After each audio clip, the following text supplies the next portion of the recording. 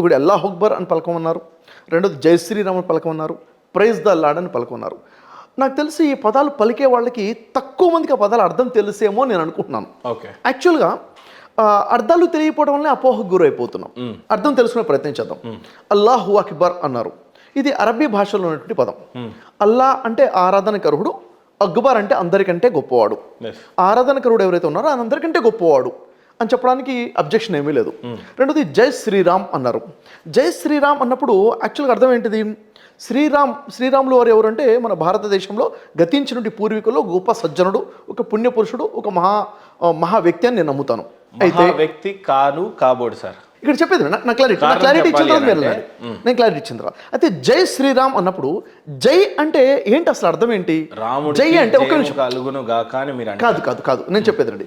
జై అంటే చాలా మంది ఒక అపోహ ఏమిటంటే అదొక ఘన కీర్తి అని, కీర్తించడము అని, స్తుతించడము అనే అర్థం వస్తుంది. కాబట్టి దేవుణ్ణి మాత్రమే స్తుతించాలి, కాబట్టి ఇంకెవరిని స్తుతించకూడదు అన్న ఆలోచనతో జై శ్రీరామ్ అనకూడదు అన్న నినాదం వచ్చింది. ఇది రాజకీయ నినాదంగా కూడా వచ్చేసింది. వాస్తవానికి పదాల యొక్క అర్థం తెలుసుకుంటే జై శ్రీరామ్ అంటే జయము కలుగును గాక, మనం జై భీమ్ అంటాం, జై భీమ్ అని అంటారు, జై కిసాన్, జై జవాన్, ఈ విధంగా జై అంటే వారు విజయం పొందుగాక అని చెప్పి వారి కోసం మనం ప్రార్థన చేస్తున్నాం. నిజం చెప్పాలంటే ప్రైజ్ ద లార్డ్ అంటాం. ప్రైజ్ ద లార్డ్ అంటే ఏంటి? ప్రైజ్ చేస్తున్నాము, స్తుతిస్తున్నాము ఎవరిని? లార్డ్ని, ప్రభువుని, దేవుణ్ణి. కాబట్టి భాష మారినంత మాత్రాన మనం విషయం అర్థం చేసుకోవడమే ఇక్కడ ఉన్నటువంటి క్లారిటీ. కాబట్టి ఈ అవగాహన లేనివాడు మేబీ అనకపోవచ్చు. దీన్ని రాజకీయంగా చేశారు చాలామంది. మీరు రాజ్యాంగాన్ని గౌరవిస్తున్నాను అని అన్నారు. ఎస్, దాన్నే ఖచ్చితమైన గ్రంథం కింద భావిస్తున్నాను అని అన్నారు. భారతదేశంలో ఉన్న ప్రతి పౌరుడు రాజ్యాంగాన్ని గౌరవించాల్సిందే. ఎందుకంటే మనకు ఉన్నటువంటి కాన్స్టిట్యూషన్, రాజ్యాంగం, మనకు విధి విధానాలు, చట్టాలు, రూల్స్ అండ్ రెగ్యులేషన్స్, ఎలా బతకాలి, ఎలా బతకూడదు అన్నది రాజ్యాంగం మనకు బోధిస్తుంది. మన గైడ్ లైన్స్. చాలా పెద్ద కాంట్రవర్సీ అవుతుందేమో. రాజ్యాంగం ఏం చెప్తుంది అంటే ఒకడో పెళ్లి చేసుకోవాలి, రెండో పెళ్లి చేసుకోవాలంటే మొదటి ఆవిడకి విడాకులు ఇచ్చి రెండో పెళ్లిని చేసుకోవాలి అని అంటుంది. సారీ, అలా చెప్పట్లేదు.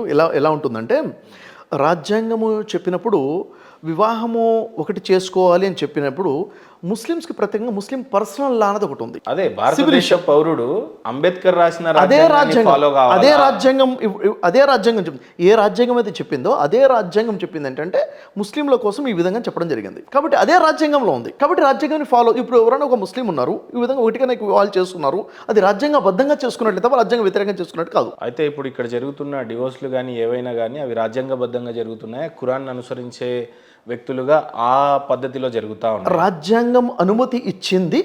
ఆ అనుమతి ప్రకారం ఏమని అనుమతి ఇచ్చింది? మీ పర్సనల్ లా ఏదైతుందో, షరియా ఏదైతుందో షరియా ప్రకారంగా చేయమని అనుమతి ఇచ్చింది. కాబట్టి ఇప్పుడు ఎవరైతే షరియా ప్రకారంగా చేస్తున్నారో షరియత్ని అనుసరించినట్టు రాజ్యాంగాన్ని కూడా అనుసరించినట్టు. ఎందుకు మరి అలాంటప్పుడు మీరు దాన్ని ప్రారంభిస్తున్నప్పుడు భారతదేశంలో కొత్తగా ఆర్టికల్స్ ఎందుకు వచ్చినాయి? మరి ఏ ఆర్టికల్స్ వచ్చాయంటున్నారు? ఇప్పుడు కొత్తగా డివోర్స్ తీసుకోవాలి అని అంటే త్రిబుల్ తలాక్ని రద్దు చేయాలి అనే విధి విధానాలు భారతదేశంలో, ఎస్పెషల్లీ మీరు మీ పర్సనల్ లాని ఫాలో అవుతున్నప్పుడు అందులో భారతదేశ పౌరులుగా, ఈ దేశ ప్రధానులుగా ఉన్నటువంటి సమీకరణం ఎందుకు వచ్చింది అంటే కొంతమంది ఖురాన్కి, షరియత్కి వ్యతిరేకంగా వెళ్ళి తలాక్ని మిస్యూజ్ చేశారు. ఎలాగో తలాక్ గురించి మీకు క్లారిటీ ఇస్తాను. ఇప్పుడు తలాక్ అని 3 సార్లు చెప్తే భార్యకి విడాకులు అయిపోతాయి అని చెప్పేసి ఈ విధంగా చాలామంది ఆచరిస్తున్నారు. ఇదే ఖురాన్లో ఉంది, ఇదే షరియత్ బోధిస్తుంది అన్న భ్రమలో చాలామంది ఉన్నారు. వాస్తవానికి ఖురాన్ ఏం చెప్తుంది? ఖురాన్లో సూర నిసాలో క్లియర్గా ఉంది. సూర తలాక్ కూడా ఒక సూర ఉంటుంది. దాంట్లో ఏంటంటే భర్త భార్యకి తలాక్ ఇవ్వాలనుకున్నప్పుడు, ఏదైనా విషయంలో నచ్చనప్పుడు ఏం చేయాలి? క్లియర్ స్టేట్మెంట్స్ ఉన్నాయి. మొదటగా తనకు చెప్పాలి, తనకి ఏ విషయంలో తనకు నచ్చట్లేదో తనకు చెప్పాలి, కౌన్సిలింగ్ చేయాలి. రెండోది తనతో దూరంగా ఉండే ప్రయత్నించాలి. ఒకే ఇంట్లోనే పడక వేరు చేయమని చెప్పడం జరిగింది. తర్వాత తన పెద్దని, అమ్మాయి తరపు నుంచి పెద్దని ఇద్దరిని కూర్చోబెట్టి కౌన్సిలింగ్ చేయాలంది. 3rd step. 4th స్టెప్లో అయినప్పటికీ కూడా ఇంకా విడాకులు ఇవ్వాలని నిర్ణయించుకుంటే 4th స్టెప్లో నేను నీకు తలాక్ ఇస్తున్నాను అని చెప్పాలి ఒక్కసారి. ఆ తర్వాత 1 మంత్ కలిసి ఒకే ఇంట్లో ఉండాలి కండిషన్. తర్వాత 1 మంత్ తర్వాత మళ్ళీ నేను నీకు తలాక్ ఇస్తున్నాను మళ్ళీ చెప్పాలి. ఆ తర్వాత 1 మంత్ ఇంకా కలిసి ఉండాలి. తర్వాత 3వ తలాక్ చెప్పాలి. ఇది ఖురాన్, షరియా ఇస్తున్నటువంటి సమాధానం. ఇలా కాకుండా ఒక్కసారి 3 సార్లు తలాక్ చెప్పినా కానీ తలాక్ అయిపోతుంది, తాగిన మైకంలో తలాక్ చెప్పినా అయిపోతుంది, కోపంలో చెప్పినా అయిపోతుంది, ఫోన్లో చెప్పినా అయిపోతుంది అని చెప్పేసి కొత్త పద్ధతులు ఏవైతే తీసుకొచ్చారో కొంతమంది పోలీస్ స్టేషన్లోనే చెప్పి పంపించేస్తున్నారు. ఇవన్నీ కూడా నిజంగా చెప్పాలంటే ధర్మాన్ని వాళ్ళ కోసం ఆట వస్తువుగా మార్చుకున్న వాళ్ళ పనులు. ఇలాంటి వాడికి గొడ్డలి పెట్టుగా ఆర్టికల్ వచ్చింది. I salute. అయితే వచ్చిన ఆర్టికల్ ఇస్లాంకి, ఖురాన్కి, షరియత్కి వ్యతిరేకంగా వచ్చిందా? రాలేదు.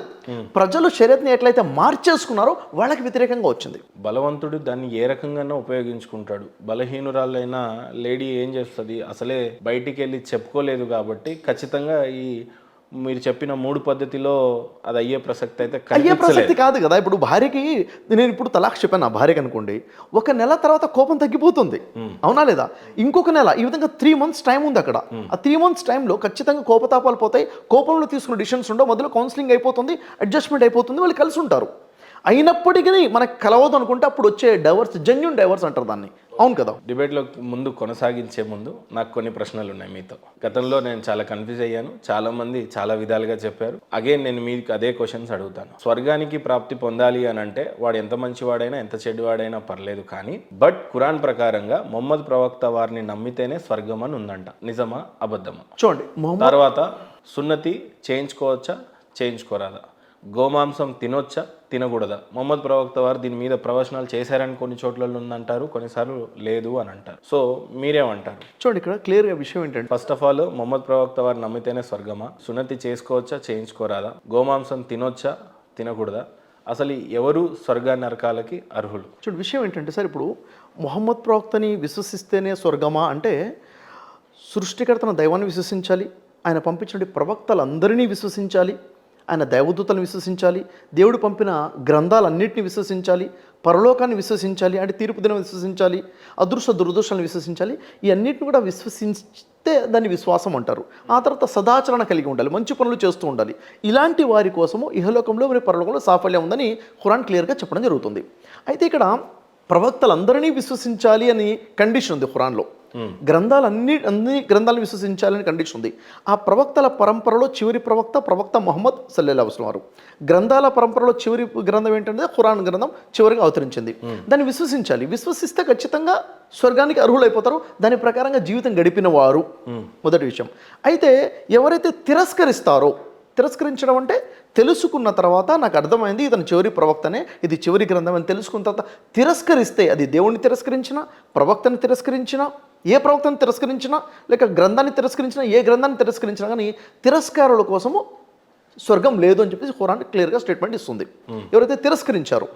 అయితే ప్రవక్తను విశ్వసిస్తేనే స్వర్గమా? అవును, విశ్వసిస్తే స్వర్గమే. ఇక్కడ 2 ఉన్నాయి, విశ్వసించడం వేరు, తిరస్కరించడం వేరు. ఈ రెండింటికి మధ్య మరొకటి ఉంది, అదేమిటి? తెలియని వారు ఉన్నారు. మొహమ్మద్ ప్రవక్త గురించి నాకు సందేశం తెలియదు, ఇంకా మొహమ్మద్ ప్రవక్త గురించి నాకు క్లారిటీ రాలేదు, నేను ఇంకా పరిశీలనలో ఉన్నాను. అలాంటి వ్యక్తి తిరస్కరించినట్లు కాదు కదా. ఉదాహరణకి ఇప్పుడు మీరు నాకు తిరస్కరించడము అంటే, సరే మీరు నాకు ఏదైనా ఆఫర్ చేశారు, నేను దాన్ని వద్దు సార్ అంటే నేను రిజెక్ట్ చేశాను, తిరస్కరించడం. మీరు నాకు ఆఫరే చేయనప్పుడు నేను తిరస్కరించినట్టు కాదు. కాబట్టి తిరస్కరించిన వారి కోసం నరకం, దేవుణ్ణి కానీ, ప్రవక్తల్ని కానీ, గ్రంథాలని కానీ, పరలోకాన్ని కానీ. అయితే స్వీకరించకుండా, తిరస్కరించకుండా తెలియనితనంలో ఉన్న వారి కోసము ఇది వర్తించదు. సో మొహమ్మద్ ప్రవక్త వారిని నమ్మితే స్వర్గం, నమ్మకపోతే తిరస్కరిస్తే నరకము అంటున్నాను. నమ్మకపోతే ఎందుకు నమ్మలేదు? తిరస్కరించడం అంటే తెలిసిన తర్వాత తిరస్కరించడం వేరు. అసలు ఆయనకు పరిచయమే లేదు మొహమ్మద్ ప్రవక్త వారు. ఈ కాలంలోనే ఆయన కాలజ్ఞానం చేసేస్తే, మరణిస్తే ఆయనకి స్వర్గం ఉంటుందా ఉండదా? చూడండి, దీనికి సంబంధించి నేనేమంటున్నాను వదిలేండి, ఖురాన్ ఏముంటుందో చూద్దాం మనం. ఖురాన్లో మీ దగ్గర కూడా ఖురాన్ ఉంటే చూడండి, ఒకవేళ మీ దగ్గర ఖురాన్ ఉంది కదా, ఖురాన్లో మీరు చూసుకున్నట్లయితే సూరా ఆల్ ఇమ్రాన్లో 110వ వాక్యం చూసుకున్నట్లయితే, ఇక నుండి ప్రపంచంలో మానవులకు మార్గం చూపడానికి, వారి సంస్కరణకు రంగంలోకి తీసుకురాబడిన ఉత్తమ సమాజం మీరే. ఇక నుండి ప్రపంచంలో మానవులకు మార్గం చూపటానికి, వారి సంస్కరణకు రంగంలోకి తీసుకురాబడిన ఉత్తమ సమాజం మీరే. ఇది ఎవరిని ఉద్దేశించి చెప్పడం జరుగుతుందంటే, ఎవరైతే మొహమ్మద్ ప్రవక్తను విశ్వసించారో, విశ్వసించిన వాళ్ళని అంటే ముస్లింలని విశ్వసించి చెప్పడం జరుగుతుంది. మీరు మంచిని చేయండి అని ఆజ్ఞాపిస్తారు, చెడు నుండి ఆపుతారు, ప్రజల్ని మంచి వైపుకి ఆహ్వానిస్తే చెడుని ఆపుతారు, అల్లాను విశ్వసిస్తారు. వీళ్ళు ఎవరండి? ముస్లింలు, విశ్వాసులు అని చెప్పేసి. ఈ గ్రంథ ప్రజలు కూడా విశ్వసించి ఉన్నట్లయితే వారికే మేలు జరిగి ఉండేది. గ్రంథ ప్రజలు అంటే ఇక్కడ ఉద్దేశం ఏంటంటే అక్కడ ఉన్నటువంటి గ్రంథ ప్రజలు, ఏమండి, అక్కడ ఉన్నటువంటి గ్రంథ ప్రజలు, ఆ ప్రాంతంలో క్రైస్తవులు కావచ్చు, యూదులు కావచ్చు, వారు కూడా విశ్వసించుంటే వారికే మేలు జరిగి ఉండేది. వారిలో కొందరు విశ్వాసులు కూడా ఉన్నారు, కానీ అధికులు అవిధేయులే. ఇక్కడ అండర్లైన్ ఏముంటుంది అంటే వారిలో కొందరు విశ్వాసులు కూడా ఉన్నారు. అంటే ఎవరిలో? గ్రంథ ప్రజలలో కొందరు విశ్వాసులు ఉన్నారు అని చెప్పడం జరుగుతుంది. అక్కడ అరబీలో చూసుకున్నట్లయితే వాళ్ళని మోమినీన్ అని చెప్పడం జరిగింది. మోమినీన్ అంటే ముస్లిం అని. అంటే గ్రంథ ప్రజల్లో కూడా ముస్లింలు ఉన్నారు అని ఎవరు అంటున్నారు? దేవుడే ఇక్కడ చెప్పడం జరిగింది. ఎవరిని? మొహమ్మద్ ప్రవక్త నమ్మనటువంటి వారిని కూడా ముస్లింలని ఖురాన్ చెప్తుంది. వారు కూడా విశ్వాసులు అని చెప్పడం జరుగుతుంది. అంటే నమ్మకపోయినా స్వర్గమే. ఇంకా కింది వాక్యం చూద్దాం. ఆ తర్వాత 113వ వాక్యం చూడండి. దాంట్లోనే కింద వాక్యం, కానీ గ్రంథ ప్రజలందరూ ఒకలాంటి వారు కాదు. వారిలో సత్య మార్గంలో స్థిరంగా ఉన్నవారు కూడా కొందరు ఉన్నారు. అంటే గ్రంథ ప్రజలు కొంతమంది సత్యంలో ఉన్నారు అని చెప్పేసి ఈ ఖురాన్ స్టేట్మెంట్ ఇస్తుంది. అంటే క్రైస్తవుల్లో కొంతమంది సత్యంలో ఉన్నారు, స్థిరంగా ఉన్నారు, యూదుల్లో కూడా ఉన్నారు. వారు రాత్రి సమయాలలో అల్లా ఆయతులు పఠిస్తారు.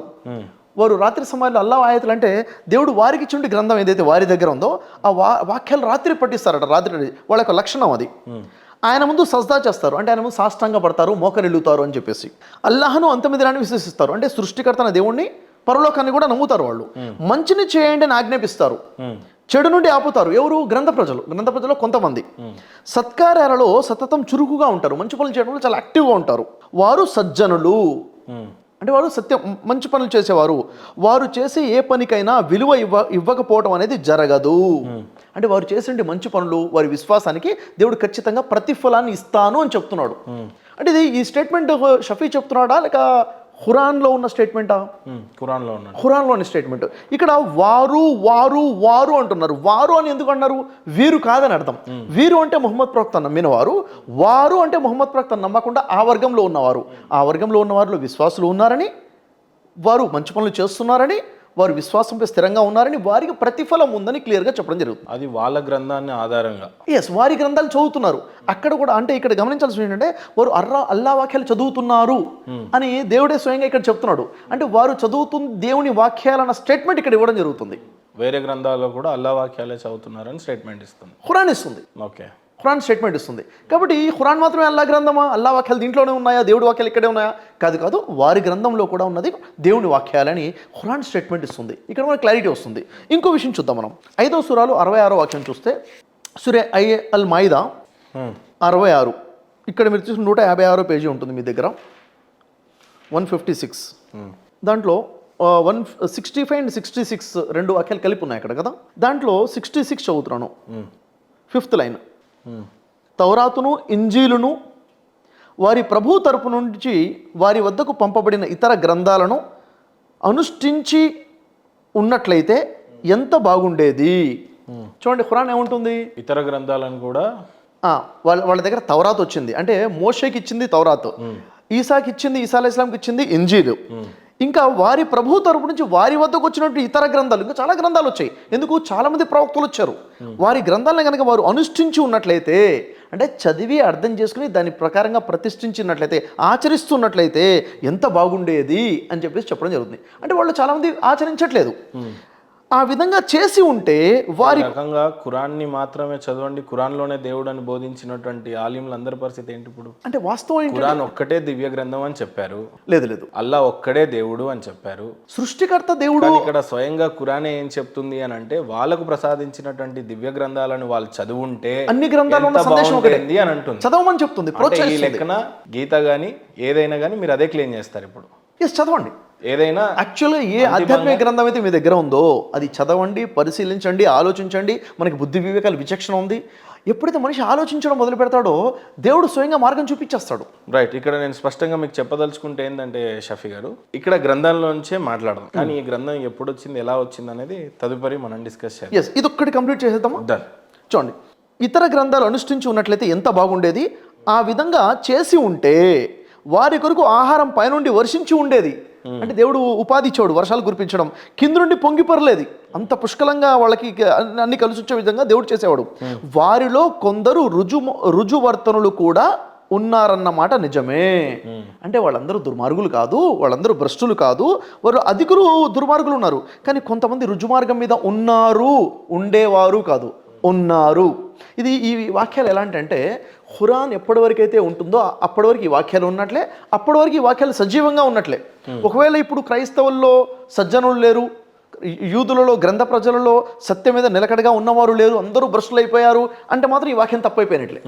ప్రళయం వరకు ఈ వాక్యం ఉంటుందంటే ప్రళయం వరకు ఉన్నటువంటి క్రైస్తవుల్లో గ్రంథ ప్రజలు ఎవరైనా కానీ వారి దగ్గర సత్యం ఉంది, వారు సత్యం మీద ఉన్నవాళ్ళు కొంతమంది ఉన్నారు అని చెప్పేసి ఖురాన్ స్టేట్మెంట్ ఇస్తుంది. ఓకే, ఇది ఎప్పుడైతే మనం పరిశీలిస్తే తెలిసే విషయము. ఇంకొక విషయం చూద్దాం మనం ఇక్కడ 28వ సూరా, సూర అల్ హసస్ 28వ సూరా, దీంట్లో 521 పేజీ 52 నుంచి 56 వరకు అని ఉంది కదా. అక్కడ మనం చూసినట్లయితే ఇంతకు పూర్వము మేము గ్రంథాన్ని ఇచ్చిన ప్రజలు, అంటే ఈ గ్రంథం ఖురాన్ కాదు, ఇంతకుముందు ఏదైతే గ్రంథాలు ఇచ్చిన గ్రంథ ప్రజలు ఉన్నారు కదా, దీనిని విశ్వసిస్తారు. అంటే ఈ ఖురాన్ని కూడా నమ్ముతారంట వాళ్ళు. ఇది వారికి వినిపించబడినప్పుడు, ఇది ఎప్పుడైతే దీని గురించి ఎక్స్ప్లెయిన్ చేస్తామో, చదివి వినిపిస్తామో, వారు ఇలా అంటారు, మేము దీనిని విశ్వసించాము, ఇది నిజంగానే మా ప్రభు తరపు నుండి వచ్చిన సత్యము, మేము మొదటి నుండి ముస్లింలమే. తాము చూపిన స్థైర్యానికి ఫలితంగా తమ ప్రతిఫలాన్ని 2 సార్లు పొందేవారు వారే. వారు చెడును మంచితో నివారిస్తారు, మేము వారికి ఇచ్చిన జీవనోపాధి నుండి ఖర్చు పెడతారు. అంటే ఇక్కడ తెలుసున్న విషయం ఏంటంటే, ఎవరికైతే ఇంతకుముందు గ్రంథాలు ఇవ్వబడ్డాయో వారి ముందు ఈ గ్రంథం కనుక చదివి వినిపిస్తే ఏమవుతుంది, వారు వెంటనే దీన్ని విశ్వసిస్తారు. ఎందుకని? అక్కడ వారు చదివింది ఇక్కడ వీరు చదివింది ఒకటే ఉంటుంది. అక్కడ వారు ఏదైతే తెలుసుకున్నారో అదే సందేశం ఇక్కడ ఉండదు, కొత్త సందేశం ఉండదు. కాబట్టి మేము విశ్వసించాము అంటారంట. ఇంకేమంటారంట? మేము ముందు నుండి ముస్లింలమే అంటారట. ముస్లింలు అంటే ఇక్కడ అరబీ భాష. యాక్చువల్ దాని అర్థం ఏంటంటే, ఇప్పుడు మేము కూడా ముందు నుండి దేవుని దాసులమే, ముందు నుండి మేము కూడా దేవుని భక్తులమే. అంటే ఇక్కడ దేవుని భక్తి గురించి చెప్పడం జరుగుతుంది కదా, మేము నమ్ముతున్నాం, ముందు నుంచి కూడా మేము దేవుని ఆరాధించేవారమే అని చెప్తారు వారు. అంటే ఏమవుతుంది అంటే, ఖురాన్ స్వయంగా ఒప్పుకుంటుంది గ్రంథ ప్రజలలో ముందు నుండే ముస్లింలు ఉన్నారు, ఈ ఖురాన్ని నమ్మక ముందు నుంచే ముస్లిమ్స్ ఉన్నారు, అంటే విశ్వాసులు ఉన్నారు అని చెప్పేసి స్టేట్మెంట్. ఇలా అనేక వాక్యాలు ఖురాన్లో ఉన్నాయి. చివరిగా ఒక వాక్యం చూద్దాం. 2వ అధ్యాయము 2వ సూరా 62వ వాక్యం స్టార్టింగ్లోకి వచ్చేయండి, 12వ పేజ్. అక్కడ 62 చూస్తే, అరేబియా ప్రవక్త మొహమ్మద్ను విశ్వసించేవారు కానీ, అంటే ఎవరు సార్? మొహమ్మద్ ప్రవక్తను నమ్మిన వాళ్ళు, ఈరోజు సమాజంలో ముస్లింలుగా పిలువబడుతున్న వాళ్ళు కానీ, యూదులు కానీ, క్రైస్తవులు కానీ, సాబయీలు కానీ, ఎవరైనా సరే అంటే హూసో ఎవరు, ప్రపంచంలో ఏ జాతైనా ఎవరైనా కానీ పూర్తి ప్రపంచంలో వారు కనుక అల్లాహను, అంటే సృష్టికర్తన పరమేశ్వరుడిని, అంతిమ దినాన్ని, అంటే తీర్పు దినం ఉంది, తీర్పు దినాన్ని విశ్వసించి మంచి పనులు చేసే వారికి నిస్సందేహంగా వారి ప్రభువు వద్ద మంచి ప్రతిఫలం ఉంది. వారి ప్రభువు వద్ద మంచి ప్రతిఫలం ఉంది అంటే ఏంటి? వారికి సక్సెస్ ఉంది, సాఫల్యం ఉంది. వారికి ఏ విధమైన భయం కానీ విచారం కానీ కలిగే అవకాశం లేదు. అంటే నరకం లేదనే కదా, నరక శిక్షలు లేవనే కదా. అంటే వారికి ఎలాంటి భయము లేదు, ఎలాంటి విచారము కలగదు. వారికి ప్రభు వద్ద ప్రతిఫలం ఉంది. ఎవరికి ఉంది? మొహమ్మద్ ప్రవక్త నమ్మినవారైనా, యూదులైనా, క్రైస్తవులైనా, సాబీలైనా, ఇంకెవ్వరైనా కానీ వారు చేయాల్సింది ఏంటంట? 3 విషయాలు చెప్పడం జరిగింది ఇక్కడ. ఒకే ఒక సృష్టికర్తని నమ్మాలి, అల్లాహ్ను, పరలోకాన్ని నమ్మాలి, అంటే తీర్పు దినం ఉంది. కొంత కాంట్రడిక్షన్ ఏముంది అని చెప్పండి. అరేబియా ప్రవక్త మొహమ్మద్ను విశ్వసించిన వారు కానీ, యూదులు కానీ, క్రైస్తవులు కానీ, సాబీలు కానీ, ఎవరైనా సరే కేవలం అల్లానే అక్కడ ఉంది. అల్లాను అంతిమ దినాన్న విశ్వసించి మంచి పనులు చేసిన వారికి నిస్సందేహంగా వారి ప్రభు వద్ద మంచి ప్రతిఫలం ఉంది అని అంటే అల్లానే నమ్మాలి అని ఉంది. అంటే ఇక్కడ అయితే ఇప్పుడు మీరు ఒక విషయాన్ని చాలా క్లుప్తంగా ఒప్పుకుంటే మిగతా వాళ్ళకి చాలా కన్వీనియన్స్ గా ఉంటది. ఏంటంటే ఎటు తిరిగి వచ్చి అల్లానే దేవుడు అనడం, మొహమ్మద్ ప్రవక్త వారు చివరి ప్రవక్తే అయినా మీరు ఆయన్ని గౌరవించినా కూడా ఎటు చూసినా వాళ్ళు యెహోవాను నమ్ముతారు, మేము ఈశ్వరుడిని సర్వేశ్వరుడిని నమ్ముతాము, ఇక్కడ మీరు మాత్రం అల్లానే నమ్ము అని అంటున్నారు. సో ఇక్కడ అల్లాను నమ్మకపోతే ఎవరైనా సరే నరకానికి పోతారని కూడా అర్థం ఇది. సో అల్లా ఒక్కడే దేవుడు, అసలు దేవుడికి పేరు ఉంటే అది అల్లా అని మీరు విశ్వసిస్తున్నారు. కాదండి, యాక్చువల్గా ఏంటంటే ఇక్కడ చూడండి, లాజిక్ ఇక్కడే క్లారిటీ ఉంది. మొహమ్మద్ ప్రవక్త నమ్మిన వాళ్ళైనా, యూదులు అయినా, క్రైస్తవులైనా, యూదులు అల్లా నమ్ముతారా? క్రైస్తవులు అల్లా నమ్ముతారా? ఏమనుంది చూడండి అక్కడ, ఎవరైనా సరే అల్లాను అంతిమ దినాన్ని విశ్వసించి మంచి పనులు చేసిన వారికి నిస్సందేహంగా వారి ప్రభు వద్ద మంచి ప్రతిఫలం ఉంది. అంటే కేవలం అల్లాను మాత్రమే విశ్వసించాలి వాళ్ళు, ఎవరైనా సరే. యాక్చువల్లీ ఏమైంది ఇక్కడ కాఫీర్లను అయితే లేదు. ఓకే, చూడండి ఇక్కడ విషయం ఏంటంటే, మనం ఇప్పుడు తెలుగు అనువాదం చదువుతున్నాం కదా, అరబీ భాషలో ఉన్న అరబీ ఖురాన్ పక్కన ఉంది, దాన్ని తెలుగులో ట్రాన్స్లేషన్ చేయాలి. చేసేటప్పుడు ప్రతి పదాన్ని ట్రాన్స్లేషన్ చేయడం జరిగింది, కానీ ఇక్కడ ట్రాన్స్లేషన్ చేసే వ్యక్తి ఒక పదాన్ని ట్రాన్స్లేషన్ చేయలేదు. ఆ పదమే అల్లా. అల్లా అనేది అరబీ భాష. అరబీ భాష. అరబీ భాషలో ఉన్నటువంటి పదాన్ని తెలుగులోకి ట్రాన్స్లేట్ చేయకుండా అరబీలో ఉన్న అల్లా అన్న పదాన్ని యాజ్ ఇట్ ఈస్ తెలుగులో రాసేస్తారు. ఇది పొరపాటు. ట్రాన్స్లేటర్ ట్రాన్స్లేషన్ చేసిన వ్యక్తి ఎవరైనా కానీ, ఖురాన్ ఏ ట్రాన్స్లేటర్ అయినా కానీ దాదాపు ఇలాగే చేశారు. కానీ ముస్లిం సోదరులు ఎవరైనా ఒప్పుకుంటారా? ఇప్పుడు అల్లా అనే పేరుకి అర్థం ఏంటి? అల్లా అంటే అరబిక్లో దేవుణ్ణి, సేమ్ అగైన్ నా పాత కాంటెక్స్ట్ లోకి వెళ్ళాల్సి వస్తుంది. అల్లా అని అంటే మీ దేవుడా? చూడండి, అల్లా అల్లా అంటే మీ దేవుడా? అల్లా అంటే మా దేవుడు కాదు. అరబ్బీలో అల్లాని పిలుస్తున్నారు. అందరికీ దేవుడు ఒకడే ఉన్నాడు, ఆయన అరబీలో అల్లా అంటున్నారు.